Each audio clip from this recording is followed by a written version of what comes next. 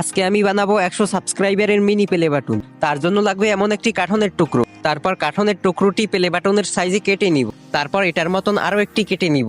এবার প্লে বাটনের উপরে যে লোগোটা থাকে সেটা কলম দিয়ে এঁকে নিব। আঁকা হয়ে গেলে এভাবে বেলেট অথবা সিজার দিয়ে কেটে নিব। কেটে এটাকে এভাবে পরিষ্কার করে নিব। তারপর এভাবে কিছু কাগজের টুকরো নিয়ে নিব। আর এর সাথে লাগবে ফেভিকল অথবা যে কোনো ধরনের গাম। তারপর ফেভিকল এই লোগোর চারপাশে লাগিয়ে দিব। তারপর কাগজের টুকরোগুলো এভাবে লাগিয়ে দিব। এবার এই কাঠনের টুকরোর উপরে সব জায়গায় ফেভিকল লাগিয়ে দিব। তারপর একটা কাগজ এর উপর লাগিয়ে দিব। এর উপর ফেভিকল দিয়ে আরো একটা কাগজ লাগিয়ে দিব।